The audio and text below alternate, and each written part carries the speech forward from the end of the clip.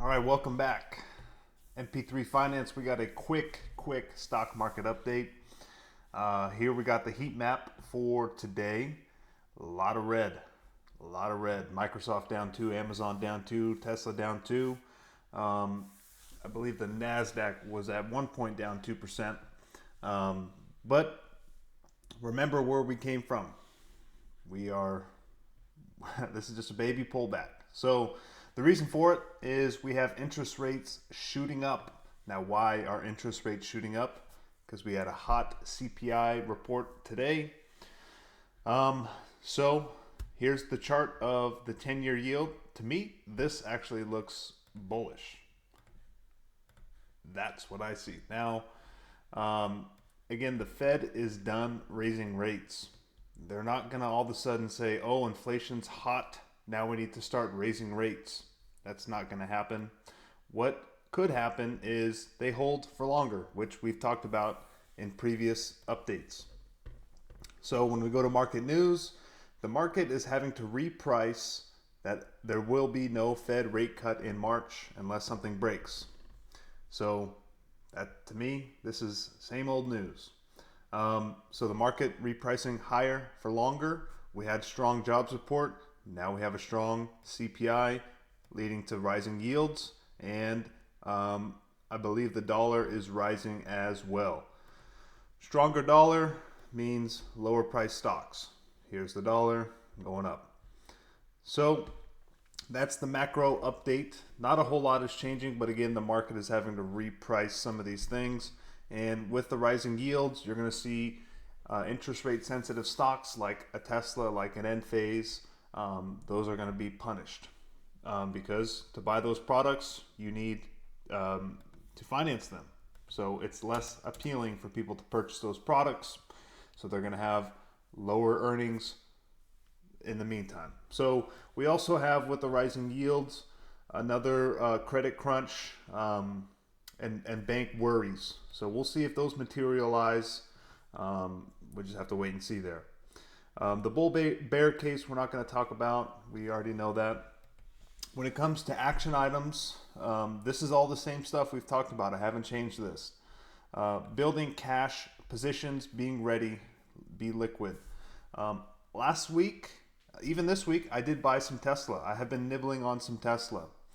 I've bought half of what I want to add to my portfolio. So knowing full well that we may get a deeper correction, and that's when I'll buy the other half. But I wanted to buy some to make sure I got it under 200 bucks to lower my cost basis. And if it goes to 170, 150, fine. I'll buy to finish out what I wanted to purchase there.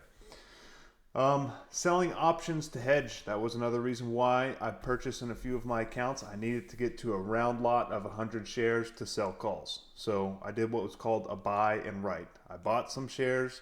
Now I have 100 shares in that account. Boom, turn around, sell a call, collect cash, hedge my position. And I'm not buying super aggressively. I would say I'm probably around 10 to 20% cash between my accounts. Some accounts have more, some accounts I'm fully invested, but I do have some cash ready to roll. But not a ton. I'm holding a lot of stock. And these are stocks that I've bought over the last couple of years, so my cost basis is low, like Amazon. Cost basis is around 120, so Amazon's 180 right now. I'm not worried if it drops 10, 20%. There's a few accounts where I need to finish my positions there, so I'll be looking to add there. Something like Tesla, I am underwater on my Tesla. My cost basis is 195. So I did hedge. I sold some calls there. So let's talk about hedging real quick. I'm going to make this short and simple. There's many ways to hedge. I'm going to just give you 3 simple ways. Number 1 is to raise cash.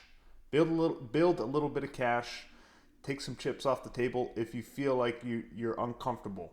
If the market goes down 10, 15%, are you going to have the ability to put cash into your account? Or are you going to feel bad if your stock goes down 10, 20%? Now, again, I'm not a financial advisor. I'm not your mama, I'm not your papa. Do what's best for you. Every move that you make in your account depends on what type of account. Could be a tax consequence. So maybe raising cash isn't the right thing for you. So do what's right for you. But always having some cash on the sideline is good, and especially now when it looks like, to me, we may be starting a little bit of a correction. Now, not the end of the world. Don't need to hide under your bunker, but now's a good time to be prepared for if Microsoft gets sold off 10%, if Tesla sells off another 20%, if Apple's at 150. You want to be able to be in a position of power to take advantage of that. So selling covered calls, like I've talked about, I'm going to pull up the Tasty Work account. So I know this is complicated and I have other videos on it, but let's just say, for example, I had 100 shares of Amazon that I purchased for 120 bucks. I wanted to hedge my position. I could go in here March 15th and I could sell the 180 call and collect 150 bucks. Doesn't sound like a lot, but it adds up. Let's say, for example, I have 100 shares of Tesla and my cost basis is 195. I can go here to March 15th and I could sell the 200 call to collect 400 bucks. So I'm collecting 400 bucks, and as long as Tesla's below $200 in the next 31 days, I'll make some money. So Tesla goes down 2% today. My option that I sold for 400 is probably now worth 300. Hedge. It just makes you feel a little bit better about your stocks going down. And now it's not a complete hedge, and that's why I'm going to talk about the next position or potential options for hedging is you can buy put spreads on stocks that you think will decline in market volatility or your own stocks. So for example here, I've got an open put spread on DR Horton, the home builders. So what I did here is I went out 100 days from now and I bought the 145 and sold the 135. So I'm rooting for DR Horton to be under 140 within the next 100 days. So these will decay over time. I think I paid 300 bucks for these, something like that. I'm in the money on these, and they're now worth 400 bucks. So you can see here, I'm in the profit, 40 bucks. So I also did this in another account for Tesla. So I bought in here, let's just say I think I went to May. I think I bought the 75 and sold the 70. So if Tesla gets under 175, I will make money on these puts because I paid 190 for these, and if Tesla gets under 175, they may be worth 300 bucks or so. So again, for me, I'm a little worried on Tesla because it's interest rate sensitive. They didn't have great earnings that people liked. So for me, if Tesla goes down, I'll be able to sell those puts for more than I purchased them, and then I can turn around and go buy something with that.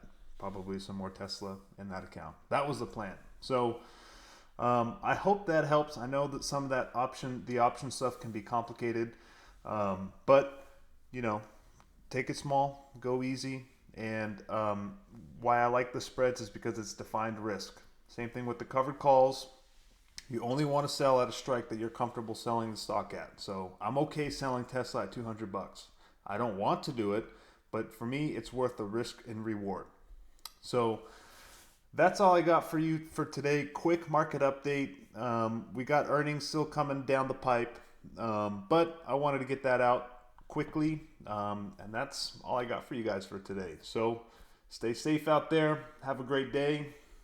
Peace out.